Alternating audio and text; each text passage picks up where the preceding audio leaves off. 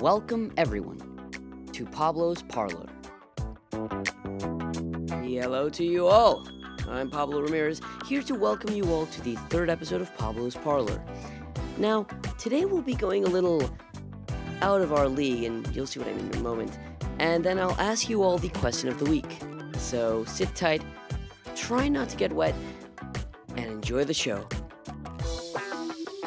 Now, I don't know if you guys are aware of this, but I consider myself to be a pretty decent geek. You know, I've got some stuff that does help my geek credibility, other that undermines it.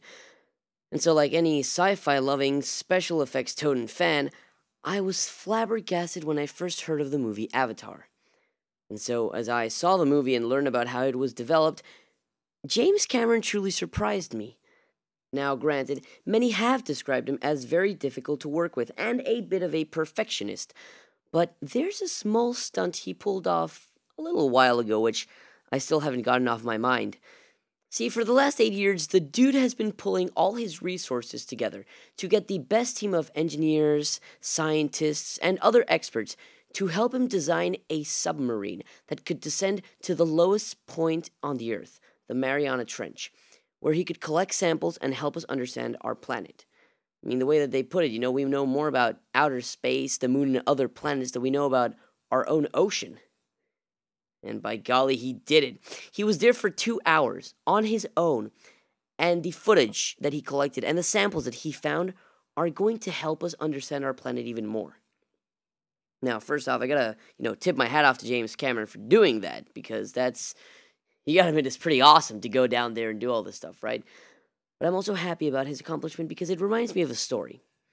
See, in 1899, the commissioner of the U.S. Office of Patents, a Mr. Charles Duell, said that, and I quote, "Everything that can be invented has been invented." And I find the story to be funny, and I also find that the story applies here because it shows how stupid we can really be.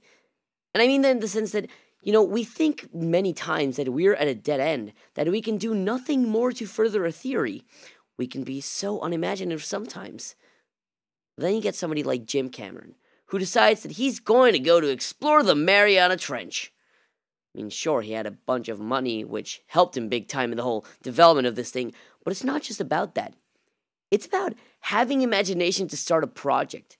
It's about speaking up if you see that a scientific theory or a long-held belief could be wrong.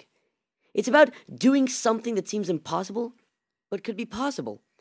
This dive to the Mariana Trench should encourage us, and it should remind us of Socrates' saying that, "I only know that I know nothing."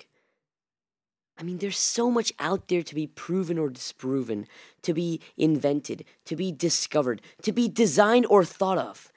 And that's a very exciting prospect in an age where it seems that all that can be done has been done. I mean, when you compare the 21st century with, say, the Dark Ages, it looks like we've done everything, we've been everywhere, we've seen everything, but it's just not true. Guys and gals, here's the question of the week. What prospects of the future have you excited, huh? What are you passionate, interested in seeing in the future? Tell us here on the Black and White, or on our Facebook and Twitter accounts. The links are below.